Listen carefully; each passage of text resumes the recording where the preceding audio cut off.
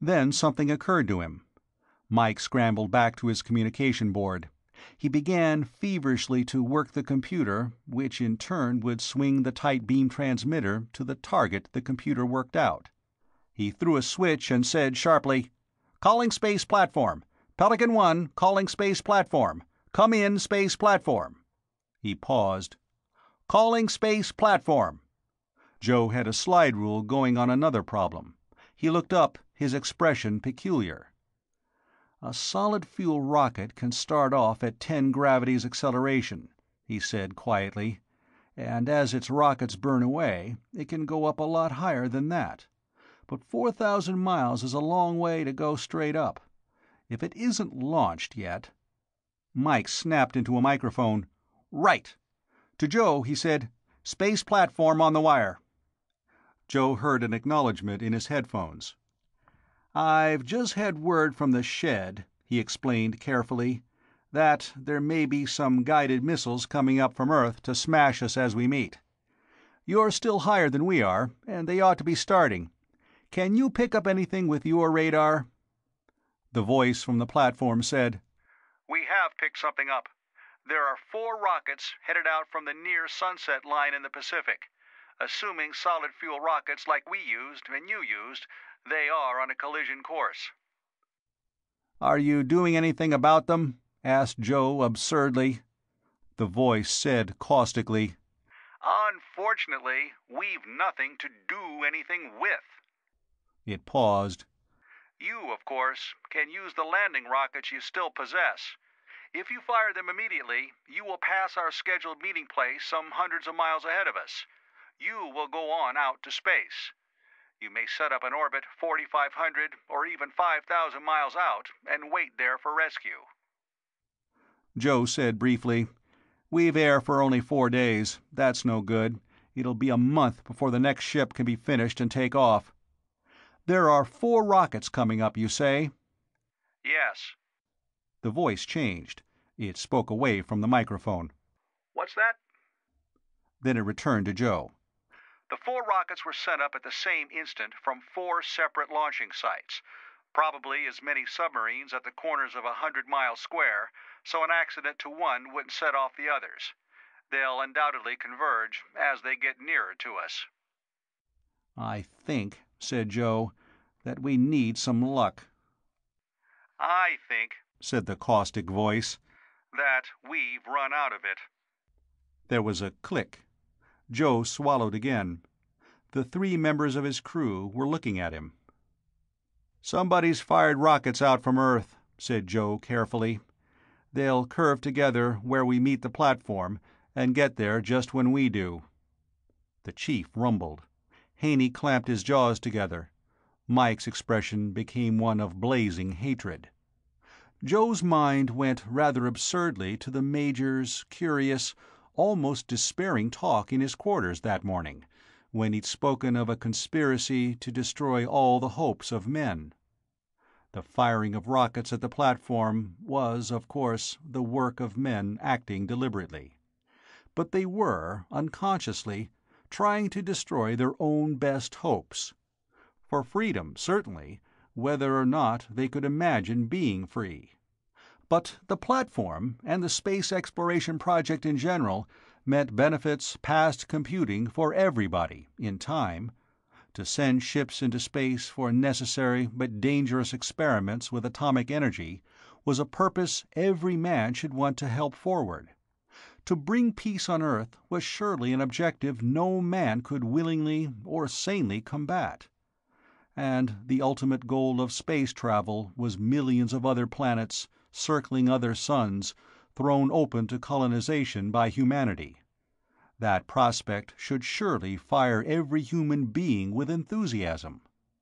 But something, and the more one thought about it, the more specific and deliberate it seemed to be, made it necessary to fight desperately against men in order to benefit them. Joe swallowed again.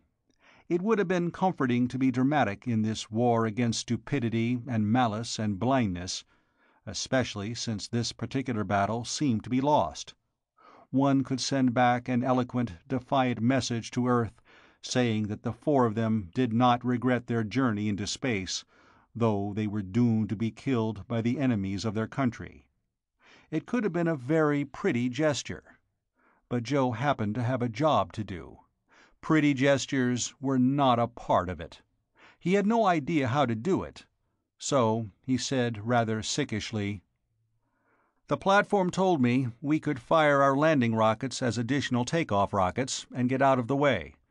Of course, we've got missiles of our own on board, but we can't launch or control them. Absolutely the only thing we can choose to do or not do is fire those rockets. I'm open to suggestions if anybody can think of a way to make them useful." There was silence. Joe's reasoning was good enough. When one can't do what he wants, one tries to make what he can do produce the results he wants. But it didn't look too promising here. They could fire the rockets now, or later, or... An idea came out of the blue. It wasn't a good idea, but it was the only one possible under the circumstances. There was just one distinctly remote possibility. He told the others what it was. Mike's eyes flamed. The chief nodded profoundly. Haney said with some skepticism, "It's all we've got. We've got to use it. I need some calculations. Spread, best time of firing, that sort of thing. But I'm worried about calling back in the clear. A beam to the platform will bounce and might be picked up by the enemy." The chief grinned suddenly. "I've got a trick for that, Joe. There's a tribesman of mine in the shed. Get Charlie Red Fox to the phone, guy, and we'll talk privately." The small spaceship floated on upward. It pointed steadfastly in the direction of its motion. The glaring sunshine, which at its takeoff had shone squarely in its bow ports, now poured down slantingly from behind. The steel plates of the ship gleamed brightly. Below it lay the sunlit earth. Above and about it on every hand were a multitude of stars. Even the moon was visible as the thinnest of crescents against the night of space. The ship climbed steeply. It was meeting the platform after only half a circuit of Earth, while the platform had climbed upward for 3 full revolutions. Earth was now 3,000 miles below, and appeared as the most gigantic of possible solid objects. It curved away and away to mistiness at its horizons, and it moved visibly as the spaceship floated on.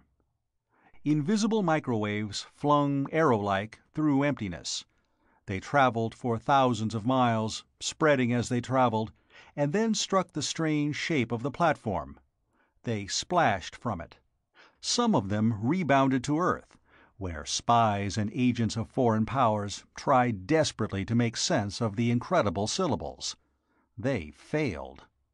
There was a relay system in operation now, from spaceship to platform to Earth and back again.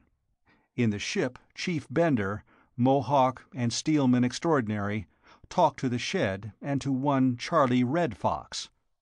They talked in Mohawk, which is an Algonquin Indian language, a glutinative, complicated, and not to be learned in 10 easy lessons.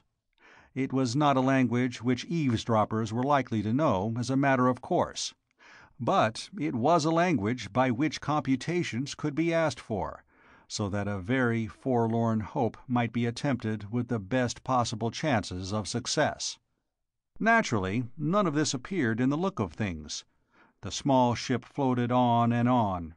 It reached an altitude of 3,500 miles. The Earth was visibly farther away. Behind the ship, the Atlantic, with its stately cloud formations, was sunlit to the very edge of its being.